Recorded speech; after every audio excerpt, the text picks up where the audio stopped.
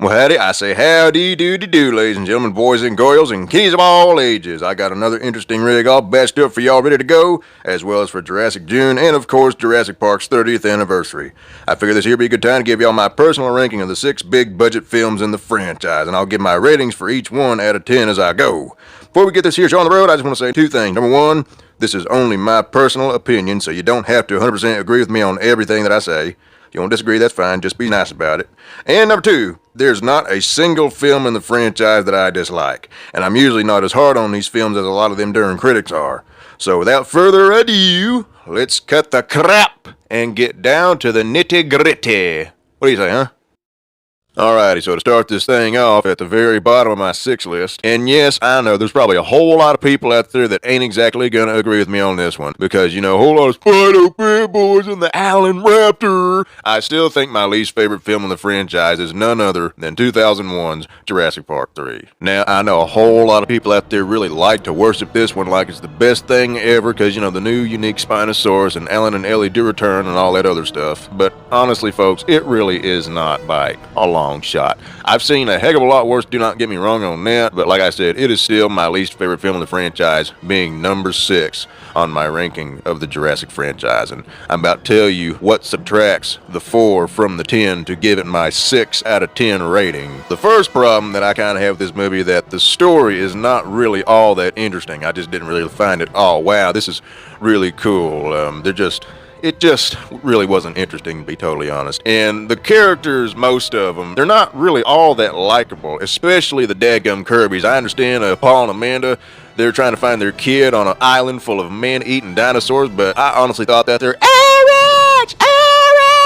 That got annoying after a while. I understand you're trying to find your kid and there's a whole lot of dinosaurs out there that could eat him, but still, can you just be quiet for about 5 minutes? Yelling's not going to help anything, you know? None of the characters were really that likable by any means, except for Alan and Ellie. But now we're also going to another one of my problems with the film. You would think that after everything that Ellie Sattler and Alan Grant, played by Laura Dern and Sam Neill in the first Jurassic Park, you think they'd be together by now, right?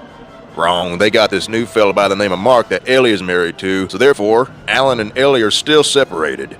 To me, that does not make a lick of sense. I mean, we're talking about 2 iconic members from the Legacy cast here, and there was a whole lot of fans out there, myself included, that really wanted them to get together, but Jurassic Park 3 did not take any notice of that whatsoever, and threw this other boy in here so that way, Alan and Ellie could still be broken apart. Now, they're still good friends, I'll give them that, but you think they'd be married by now, right?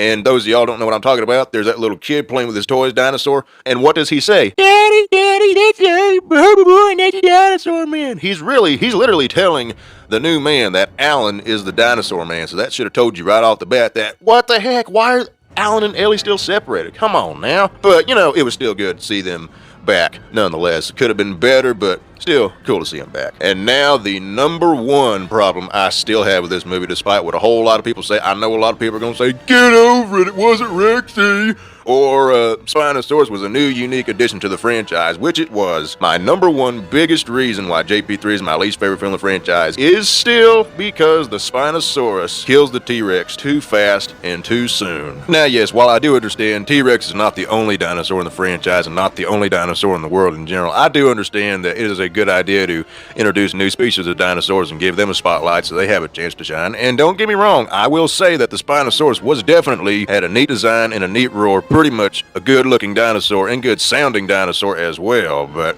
the way I see it, that does not necessarily give it any right to rob the dinosaur that made the franchise legendary of its significance. And the logo does look cool, but it's got the wrong dinosaur on there. I do like the silver and the red coloration, but still, did we really have to, you know, just barely give the T-Rex barely a minute of screen time in a whole like hour and a half long movie? See, that just does not seem right either. You know what I'm saying? And not only because the star attraction was killed, I know a lot of y'all are going to say it was just a random T-Rex, it wasn't Isla Nublar's queen. The way I see it, when people looked at the logo, man, they weren't thinking about a specific specimen. They were thinking about T-Rex species in general. So when they seen their star attraction got killed, that just ended a part of them, the way I see it. I mean, I'm still watching the franchise to this day, but it's just tough to talk about sometimes. It's not necessarily it didn't necessarily ruin my life, but I was rather bit ticked off when I seen that. Like, what in tarnation? You just gonna kill the face of the franchise like that? The fight not even being half a minute long and being so early on in the film. And shoot, the rivalry between the Spinosaurus and T-Rex that never ends to this day didn't even have much of anything to do with the plot in the movie. You know what I'm saying? I bet you if they would have at the very least just had the Spinosaurus beat the T-Rex without killing it, or have two fights, one where the Spinosaurus wins and one where the T-Rex wins and neither one gets killed, this here Spino-T-Rex rivalry would not be anywhere near as controversial as it was and still is to this very day. But yes, I will admit, it was a neat idea to throw a Spinosaurus in there, and you know, neat design, neat sound effects, neat everything, but come on, let's not throw the T-Rex away like that. This dinosaur ruled out when dinosaurs ruled the earth, for God's sake.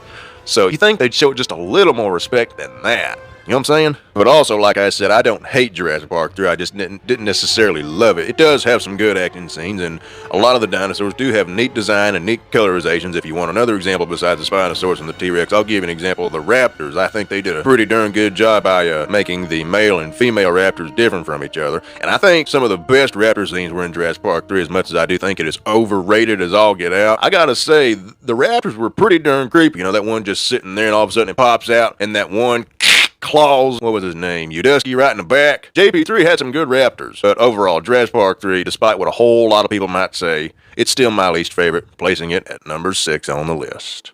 Alright, so now we got all that out of the way, I gotta say my second least favorite film of the franchise in my number 5 spot would be Jurassic World Dominion from just last year. And now while I do think the critics despise this thing way too much, I can kind of see where they're coming from on a couple things. It wasn't perfect, but believe me, I've seen worse, including JP3. I know a lot of people are going to disagree on that, but that's my opinion. You're more than welcome to have yours. Now for this movie here, I kind of have two different ratings. The first rating be for the theater version of it, which I give about a 7 out of 10, and the extended version of it, which I give about a 7.5 out of 10, 7.5. There's only about 3 things that I really have wrong with this movie, or things that I didn't care for or didn't really like that much. Now, while there is some really good action scenes in this movie, it's worth it for the dinosaurs, at least. I know a lot of people despise this thing, but I gotta say, it's worth it for at least the dinosaur action, I'll say that. The 3 biggest problems I really have with this is that it kind of seems like its story has a tough time deciding what it wants to be about, because, you know, we're starting off in the film, it's like, you know, dinosaurs are all over the world, what are we gonna do about it? You know, they can't coexist, this is how many people they've killed so far, and stuff like that. And then all of a sudden, we're going on to see what Maisie's doing over yonder downtown or something like that. Then we're going to Owen and Claire, then we're going to the bugs, going to the dinosaurs, going back to the grasshoppers, back to the clone girl, back to the dinosaurs, back to the bugs, back to the dinosaurs, back to the clone girl, back to the bugs, back to the dinosaur. It's kind of bouncing all over the place. Like, it wants to be several different things, but it can't really decide what exactly it wants to be. And speaking of the bugs, that takes me to the next issue, or something I didn't really care for. While I do understand that there are many different kinds of prehistoric creatures besides the dinosaurs, to me it's kind of funny that they were trying to make the grasshoppers, these big oversized locusts eating all the bugs all over the world,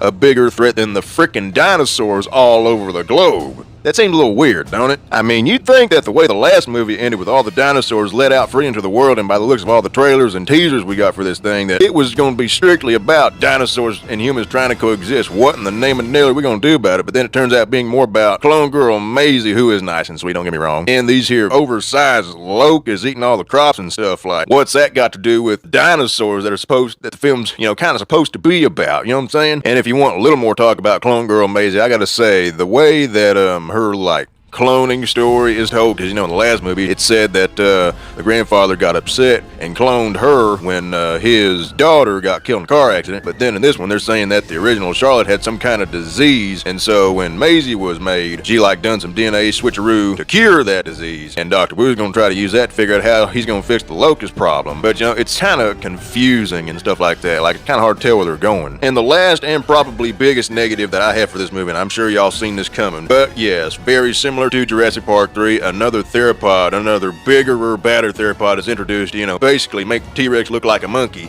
Again, now this time it's a little more understandable than Jurassic Park 3, because number one, the Giganotosaurus that they have rigged up here appears to be a very robust customer and got spikes and ridges all over it. And this in particular T-Rex specimen had the years taking their toll on it, but it still feels like Rexy was there just to be the punching bag for Mr. Giganotosaurus over here. Shoot, we know so little about this new dinosaur that we don't even know if it's it's a male or female. And to be honest with you, I'd say both Rexy and the Giganotosaurus got the short end of the stick, because, you know, Rexy getting humiliated again, daggone it, like they've done several other times before with the T-Rex. I really wish they quit that. And the Giganotosaurus, very unique new species of dinosaur. It is interesting and all that good stuff. Has a unique design and stands out in the crowd. But I honestly think it got killed for no reason. Like, it barely killed anything at all in the film except for a locust on fire. Which is something else I think that's funny. How come the locust got set on fire and, you know, they're still kicking? Like, they're still flying and look even stronger. That's a little weird. I don't hate Jurassic World Dominion. I do like a little more than I do Jurassic Park 3, like I said, but there are some strange things about it.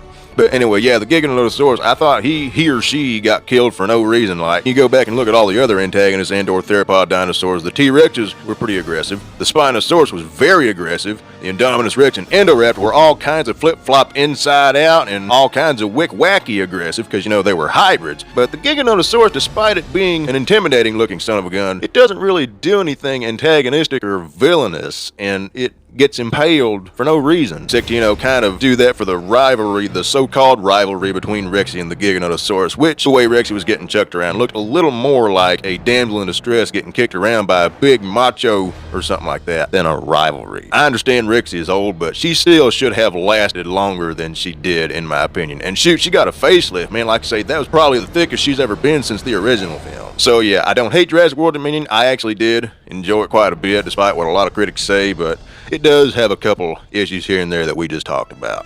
And that's why it's my second least favorite film in the franchise, putting it at number 5. Oh, and one more other thing before we go on to the next film in the franchise. I gotta say, the reason why I give the extended version of Jurassic World Dominion about a 7.5 is because I do think that they made a very smart choice at putting the prologue at the beginning of the film. There is another fight in there where Rex's ancestor just gets trashed by the Giganotosaurus, but overall, it is a pretty darn good 65 million years ago scene. Like, it does feel like regular dinosaur atmosphere, regular dinosaur living and breathing. And I think that's a real cool touch. And also, at the end of the prologue, the modern day Rexy is seen tearing up a drive-in, and that very much looks like a classic Steven Spielberg kind of gimmick right there. T-Rex tearing up a drive-in in the dark, and let's all go to the lobby playing. I guess Rexy don't really like that show or that song that was on. Alrighty, so at the number 4 spot on my 6 list, I gotta be honest, I gotta say this is another, if not the most overhated film in the franchise, despite what a whole lot of people might say about it. I honestly think that this one does not deserve all the hate it gets, man. It really does not. This here being none other than 2018's Jurassic World Fallen Kingdom. And to be totally honest, I gotta give this thing an 8 out of 10 rating. Me personally, I only had like 2 problems with it. The first one being, as much as I do love velociraptors, they are my second favorite dinosaur in the franchise. I think they might have given Blue the Velociraptor just a little too much attention. Like, I understand they kind of want her to be the main protagonist dinosaur, or the main dinosaur that we're looking after, but I think they might have given her the spotlight just a little bit too much. Now, don't get me wrong, she's been shot, tased, and tied up on a table and blood extracted from her, bullets in her. Man, she's just been through tarnation, you know what I'm saying? There ain't no question that she was being put through some cruel and unusual activity. Like, I could feel her pain. It was just tough seeing her tied up on that table and she's crying and everything. But yeah, I think they might have given her just a little too much attention. I love Blue the Velociraptor and I love raptors in general, don't get me wrong, but I think they might have focused on Blue just a little bit too much. But like I said, I could totally understand the pain she was going through. And now the only other problem I had with the film is the Indoraptor didn't really show up a whole lot. Didn't really get a whole lot of screen time. It kind of just had a short killing spree towards the end of the movie and then got killed. Which is kind of a shame because, you know, it's an interesting new looking rig. It's basically a mini version of the Indominus Rex with more raptor DNA in it. Basically the Indominus Rex and the Indoraptor put together. And it doesn't really show up for like, I don't know, 10-15 minutes more or less at the end before it gets impaled by the Triceratops skull when it gets into a fight with Blue the Velociraptor. I just wish we could have seen more of it, you know, but hey, I'll give them credit for giving it a kill count instead of, you know, just introducing it and then it barely kills anything like they done with the Giganotosaurus in Jurassic World Dominion. But yeah, the Indoraptor did not get a lot of screen time in the film. I really wish we could have seen more of it. But like I said, despite those 2 problems, I honestly loved Jurassic World Fallen Kingdom. I know a lot of people did not like it at all. Sure, it may have not been 100% perfect. Like I said, the people are hating on it way too much. Like, if you like dinosaurs like me and love some high-flying action like me, this here's the film for you, man. I mean, think about it. There's so many new different species of dinosaurs, and they were able to introduce them in a short amount of time. They had to get off the island, you know. And those main characters, man, they're just running from several things at once. There's a volcano blowing up, there's rocks flying, ashes flying, lava flowing, dinosaurs running. There's a lot going on, man. Like, I remember watching it in the theater and being blown away by how action-packed this son of a gun was. And for this next thing I'm about to bring up here, even the people that hate this movie with a passion can't deny that its opening scene was the definition of awesome. It's dark, it's rainy, the T-Rex is being the scary apex predator that it's known and loved to be. You know, Rexy is chasing a fella in a yellow raincoat through the rain. That feels like some classic Jurassic stuff. That very much looks like something that Steven Spielberg would have done in The Lost World or the original Jurassic Park. And of course, the big bad Mosasaurus ends it all with a bang. It's a sad ending for the dude, but it's a good start for the film. Y'all can't deny that, for sure. And of course, the T-Rex, I'd say this is probably the first chance in over 20 years at the time that the T-Rex got the chance to be the big bad apex predator since The Lost World, because you know, at that time we ain't seen the Spinosaurus since Jurassic Park 3, the Indominus got killed in the previous movie, and the Giganotosaurus not show up till the next movie. I'd say this was the first time that the T-Rex was in fact the big bad dinosaur. Now yes, Blue the Velociraptor was, you know, supposed to be the protagonist dinosaur in the Indoraptor, despite it showing up for not very long being the antagonist raptor, but I'd say T-Rex was in fact the top of the food chain in that film. And she does have a lot of other good scenes, like the one where she stomps on the Carnotaurus and roars in front of the volcano, the scene where Owen and Claire are trying to extract her blood while she wakes up from her slumber, and she eats Eli Mills at the end. That son of a gun got what he deserved. So yeah, the T-Rex was pretty darn good. I'd say awesome in Fallen Kingdom. And of course, not only the T-Rex, all the other dinosaur action as well. But this next thing here, y'all can't deny this either. If you did not find the scene where the Brachiosaurus is left to die at the end of the island exploding sad, then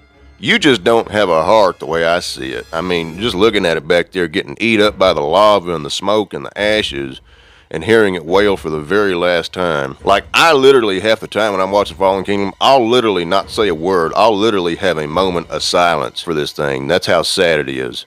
Is it not sad enough for you? Well, maybe this here fact will make it sad enough for you. One of the officials did confirm that that Brachiosaurus that was left to die in Fallen Kingdom was the same one that was right in front of the original cast in that Welcome to Jurassic Park scene. There. Is it sad now? But yeah, overall, Jurassic World Fallen Kingdom, I know a lot of people did not like it, but I honestly loved it. Sure, it wasn't 100% perfect, but I gotta be honest, I gotta give it an 8 out of 10 rating for its really tense, emotional, and action-packed scenes. You ought to give her a try. Well, alrighty, ladies and gentlemen, we are officially halfway through the 6 ranking, and we are officially on the podium as well. And I could not think of a better spot to put on number 3 than the 2015 Jurassic World. This was very much the modern-day version of the original Jurassic Park, and it revived and rebirthed the franchise as well. And a whole lot like its original predecessor from 30 years ago, it made money and blew up at the box office and captured the imaginations of a lot of fans, folks young and old alike, including yours truly. I remember watching the trailers almost a decade ago when it come out, and boy howdy, I was hyped all the way to high heaven watching them. Both the nostalgia and the feeling was there when it was on its way. We get our first good looks and introduction to Claire Deering, played by Bryce Dallas Howard, and of course Chris Pratt, who's doing Owen Grady. The first film where we're introduced to Blue the Velociraptor and see her sisters Delta, Charlie, and Echo as well. And with several brand new and unique ideas such as the gyrosphere and the new intelligent and insane Indominus Rex, the 2015 Jurassic World definitely stands out in the crowd and is definitely its own unique thing in this franchise. And unless my guess is wrong, I could have sworn I seen some trailers out there saying, you know, back when it was out, that it was the #1 movie in the world. That may or may not have been changed later on, but I could have sworn I seen that somewhere. It was definitely on the podium on the billboards for sure. I don't see how it could not have been, you know? And like I said earlier, this was very much a modern day version of Jurassic Park. Like, think about it. Do we have us a theme park full of dinosaurs? Check. Do we have the beautiful pearly entry gates? Check. Do we talk about the killer instincts and techniques of velociraptors? Check-a-rooney. Does the T-Rex let out an iconic roar at the end of the film? Check and recheck. And the list goes on and on. I gotta say, whether people like this film or not, this one will always have a place in my heart until the day I pass away. And boy howdy, they were not kidding when they said that things get bigger, louder, and get more teeth. Because the Indominus Rex definitely lived up to its name. This mamma jam was so bloodthirsty, so lethal, and so intelligent and dangerous that it kinda makes the T-Rex look like a teddy bear, and the Spinosaurus everybody exaggerates look like a sissy. All them people out there can say whatever they want about Spinosaurus causing extinction on Isla Sorta. Well, I think the I-Rex takes the cake, man. It really did. There's rumors about the Indominus Rex having a human brain, and honestly, I would not be too surprised if it did. Now, sure, a lot of wild animals are a bit more intelligent than you might think, but this daggone thing was still pretty crazy. It used its camouflage technique and scarred up the wall in its enclosure to make them think that she escaped. And her strength is off the charts as well. She just tears right through a closing door like the frickin' Kool-Aid Man, throws a truck right into the sky, remembers where its tracking implant is and claws it out so that way when the ACU team or whatever they was went down there, she could jump them and massacre the tarnation out of them. Takes a smack from the boulder on the end of an ankylosaurus tail, flips it over, crushes its head, throws the gyrosphere around like a soccer ball, picks it up and slams it on the ground, outruns a shooting chopper, busts through bulletproof glass like it ain't nothing, doesn't get slowed down one bit, even causes another incident in another part of the park, which really shuts it down. It like literally brought the entire Jurassic World theme park to its knees in less than 24 hours. Communicates with the Velociraptor pack, possibly even telling them to turn against the humans, and almost puts an end to the most famous T-Rex in the franchise. And as much as I despise how the fight scene between the Spino and the T-Rex went down in JP3 and was pretty annoyed by how the fights in Dominion went down, I can understand the T-Rex getting the short end of the stick against the Indominus Rex. Y'all gotta remember, the Indominus Rex was just like the Indoraptor, was not dug up or discovered by paleontologists at all. It was totally made up and wrote out, and pretty much a Frankenstein just for the movie. And when Blue jumped in there and saved Rexy's life, boy howdy, this was indeed the definition of epic. This fight scene right here, man, like holy cow. This fight scene right here, this and When Dinosaurs Ruled the Earth, in my opinion, are the fight scenes of the Jurassic franchise. Well, there's, several fight scenes in the Jurassic franchise, but this one right here and the one from the original movie, those are the best of the best. Like, what can I say, man? I ain't never gonna forget watching that fight scene, being stayed on the edge of my seat and rooting for the Rex all the way, and even crying tears of joy when it was all over. Like, it was just the definition of epic, beautiful, and memorable in every way. You know what I'm saying? And this here just goes to show even more about how insane and out of this world the Indominus Rex is. It took like the biggest, baddest T-Rex in the franchise and a really intelligent Velociraptor to just slow the daggone thing down. And it basically took an exaggerated Mosasaurus, basically what a lot of people like to call a kaiju, to kill it. And just like a lot of the other Jurassic films in Fallen Kingdom, there are some emotional, sad scenes in this too, like the field of Apatosauruses that were slaughtered by the Indominus Rex, including the one that was passing away in front of Claire and Owen. It didn't eat them. It's killing for sport. That right there should show you that this Frankenstein hybrid here was nothing but pure evil. I know Owen says that she's seeing all that for the first time and don't know what she is, but she was cold-blooded by the looks of that scene. And like I said, the 2015 Jurassic World is very much the modern day Jurassic Park. Like, it will always have a place in my heart, and I'll love it forever. This film here was almost perfect, man. My ranking for this thing is about a 9 out of 10, and the only problem I really have with it is that the T-Rex doesn't really show up a whole lot, but the scenes we get with it are absolutely amazing. The really awesome final battle, and she even roars at the end when she reclaims her kingdom. I just don't have words sometimes. And same thing for these next two coming up. So the 2015 Jurassic World, as you just seen right there, got the bronze medal on the podium, and now the one that's second place getting the silver medal is none other than Steven Spielberg's classic 1997 The Lost World Jurassic Park. And yes, I know there are for some reason a lot of people out there that don't really care for this one either. While I do think it's, nowhere near as overhated as Fallen Kingdom and Dominion are, I can't really see where people are coming from with that, in my honest opinion. To be honest with you, man, I don't really have a single problem with it. I can't think of anything, so I gotta give this a 10 out of 10. There just does not appear to be a single thing that I don't like about it or found wrong with it or anything. I just love it. I mean, it's got some good stuff in it. It really does. I mean, the legendary Steven Spielberg directed it for one thing. The T-Rexes were awesome, and especially this one, they were really good at showing that the T-Rex was a regular animal like everything else, but they were also really good at making them scary. Like, they showed that the T-Rexes just wanted their kid back, but they made them scary nonetheless. Same thing for when they were chasing the campers through the woods and when Buck was tearing up San Diego. And I know I mentioned this dinosaur a whole bunch daggone it, but like I said, the T-Rex is the face of this franchise, and I would definitely say The Lost World is definitely mostly known for the T-Rexes in the film, the buck, the doe, and of course little baby Junior. But believe me, there are plenty of other things that I love about it besides that, don't get me wrong. One of the other things would be that I like that they show that the herbivores ain't exactly fodder, like they can defend themselves, like they're not just there just to be easy food for the carnivores, you know what I'm saying? When Sarah Harding's taking pictures of the baby stegosaurus and her camera messes up, it attracts the attention of the adults, which know how to swing their tails. It shows that them tails are mighty strong enough to poke right through a thick log. And the Pachycephalosaurus might be tiny, but just like the Stygimoloch in Fallen Kingdom, it can use that dome head to knock you right over like a wild hog. And the Parasaurolophus might lack armor, but it can still yank you up in the air and not just surrender to you and stay tied down like what Owen done to the one in Dominion. And when the main cast sets the dinosaurs free from their cages, the Triceratops tears right through the tent that Ludlow and them couple boys was in. And overall, man, I just say it's The Lost World Jurassic Park 1997. I think it's just a really good, scary action survival movie. You know, I grew up watching it ever since I was little,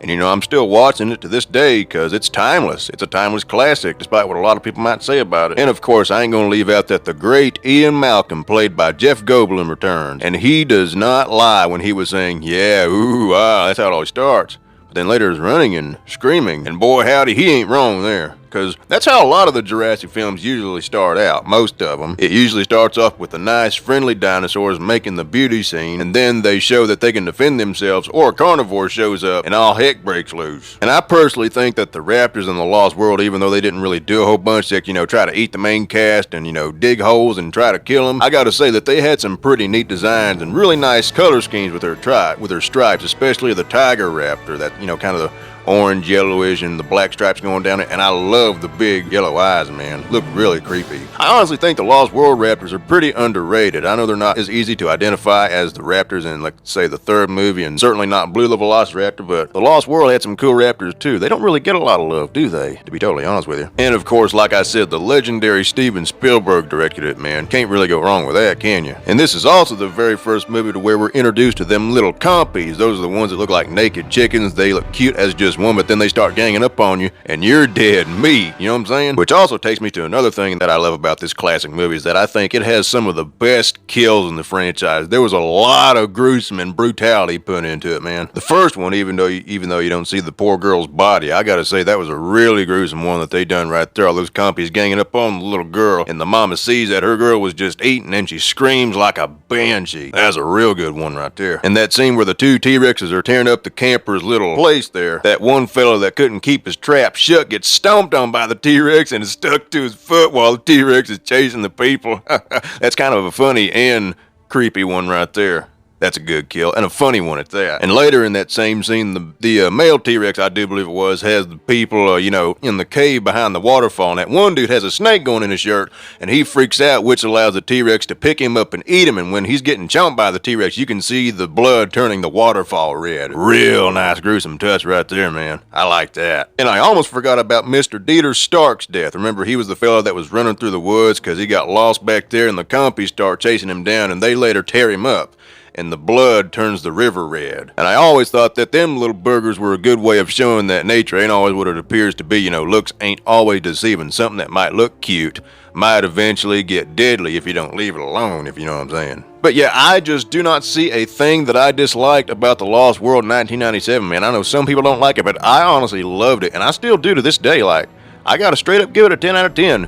Great kills, great dinosaurs, especially the T-Rex. Good return of Ian Malcolm. Lost World Jurassic Park, for me personally, 10 out of 10, number 2 on the list. And really just a good, scary survival action movie.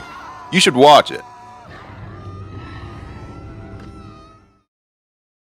And I'm sure y'all had to have seen this coming. What better film in the franchise to give the number 1 golden trophy to than none other than Steven Spielberg's classic 1993 Jurassic Park. The original film of the films. I don't think we really need an explanation, but just for the sake of this video, I think I'll give one anyway. This is, without a doubt, the film that made the franchise what it is today. Like, we would not have Jurassic Park's 30th anniversary or Jurassic June or any of this stuff, literally not a dang thing, if it hadn't been for this masterpiece right here. Right off the bat, a straight up 10 out of 10. Jackpot.